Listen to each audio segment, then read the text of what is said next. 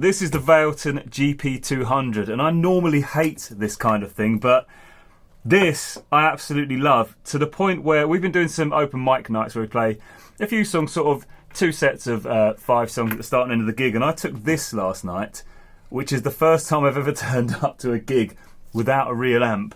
I've even bought a case for it. The case is about, I think it was £20. It's like turning up with a small laptop case. And it just felt so weird having a guitar. In fact, I could have probably put this in the pocket on the front of my guitar, which is so weird for me, because normally you have to bring your amp head and a big cab, which is big and heavy, but you know it's going to work. Well, I thought, you know what, I'm just going to use this, run an XLR into the desk and see how it sounds. So I'm running this 2 ways. So firstly, I'm running it via an XLR straight into the desk, so I'm going to cut between that sound, because I think it sounds different via an XLR, and the other way I'm using it is via a lead which is going into the effects return of this amp. So this is a Victory Countess V30, so it's only using the power section, and that's how I use it here, and it sounds phenomenal. But there is a bit of a difference. So this sounds, because it's going through a proper amp, it sounds sort of meatier, whereas when it's going into the desk, I've noticed it loses quite a bit at the high end and it's more sort of spangly, which isn't a problem. I kind of feel like I need 2 separate settings, so that when I'm playing live, I'll use it through a PA and have a PA setting with a bit more low end, and at home I take some of that low end out. But we're going to have a comparison between the two. I've only got 3 settings that I've set up. With these settings, I'm going to talk about the Helix quickly, because that's probably the most familiar I am with this sort of thing. The Helix, I think it's called the HX Effect, so I think it had 6 knobs, I can't remember. I liked that, but it only does like effects pedals. It's great to have on your board. I liked that, and I bought the Helix Floor, the bigger one, and hated it. Going through menus, trying to, like, it took so long to get a good sound out of it.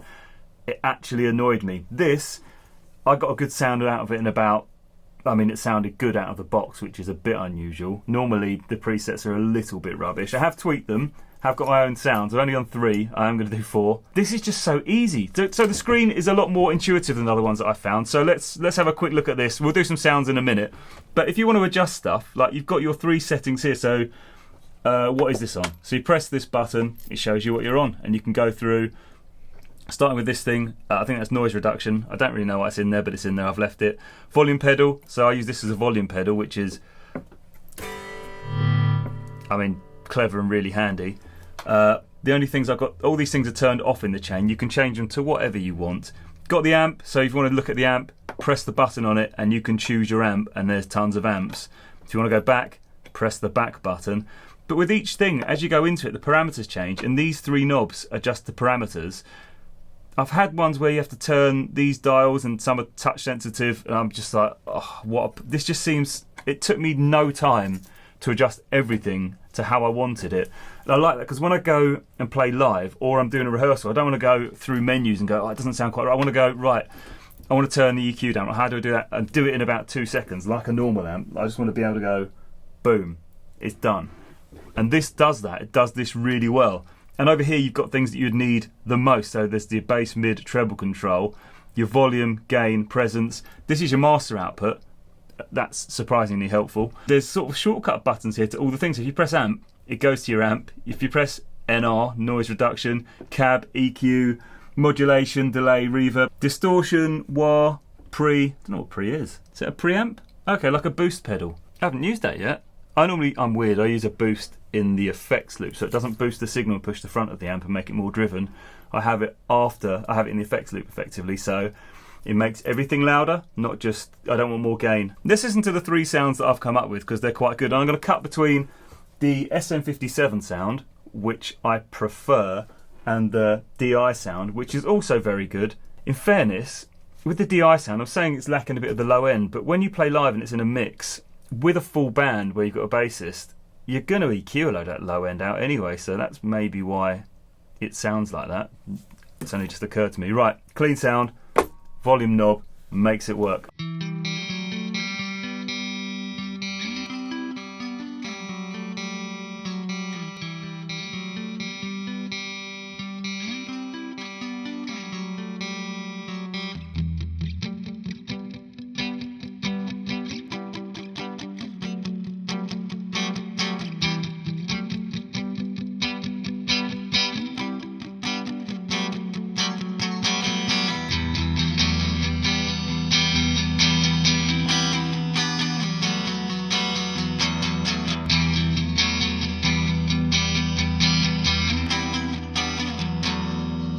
See how the low end changes?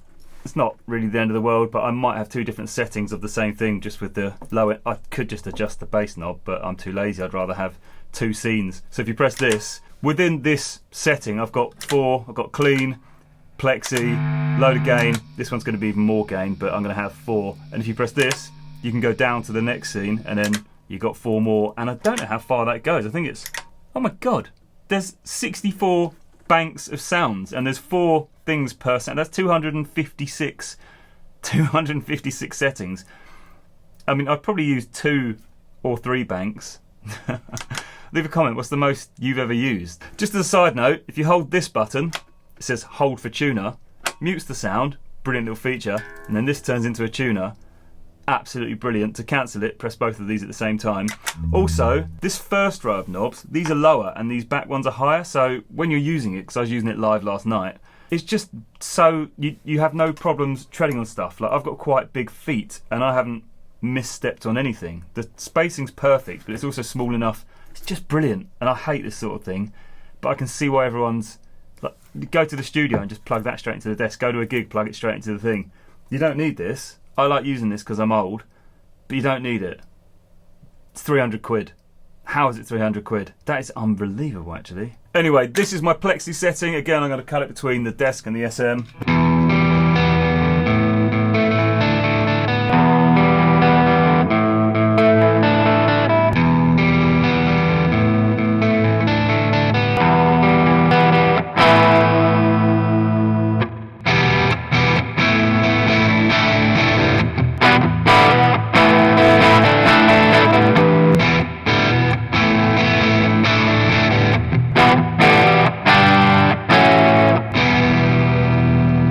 And that's on the neck, and that's got enough clarity.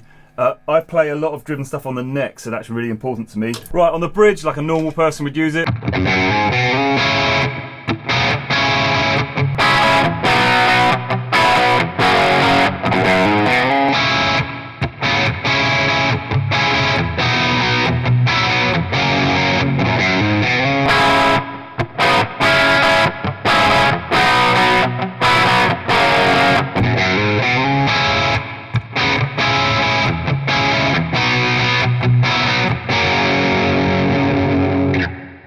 And a full-on gain setting. I only really use 3 settings on this because when you turn the volume down, you can make it clean up. So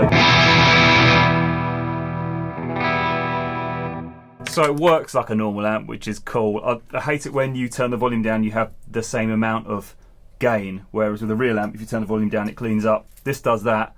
Another reason I love it. And this is my big gain setting.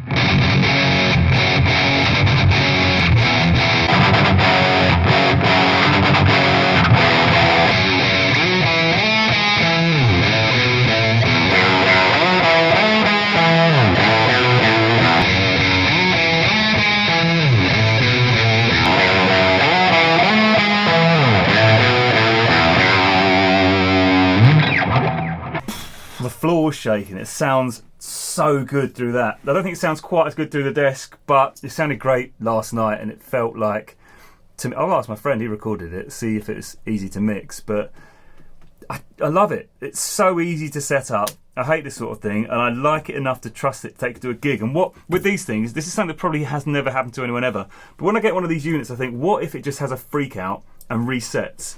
I need to know that I can, like, if all my amps like got jumbled around and all my pedals on the way to a gig and all the knobs are reset, I could get a good sound in 10 seconds. I want the same from this. And this is what I like about this, because if this got wiped on the way to a gig or I had to buy a new one because I dropped it, I think 10 minutes and I'd be going. And I could do it through headphones as well, couldn't I? I'm sure it's got a headphone output. It does. It's got a headphone output. So I suppose it's even better because I could go, uh-oh, all the settings are wiped, whack a set of headphones in, set it up, like silently, but it's brilliant. It's really, really good. And the fact that I'm gigging with something like this, which I'm completely against, got a very expensive pedal board and a very expensive amp that I love and I know I can get a good sound from. But turning up to a gig with this in a little handbag, it's brilliant. I can see why people are going to this. It sounds fantastic, and cranked through that still sounds fantastic. I did also show my friend this. He didn't take long to set up a setting, had a little tweak. it was rushing between, we were shooting a load of videos and we did a load of videos the other day through this with like, normally I would not trust the unit to shoot video content. I wanted to know that it's going to work. I just trust this, and it's 300 quid. I've used things that cost so much more that are so much worse. Anyway, here's a video on the Helix, which I hated. There's two versions. There's the Stomp. No, it's not. It's the Floor, the big one that has an amp built in. I can't remember if it's got an amp built in. I didn't have it for long. I hated it. And the small one, there's a video on that as well. Really like that. It's a good addition to a pedal board. But if you get this, you don't need it.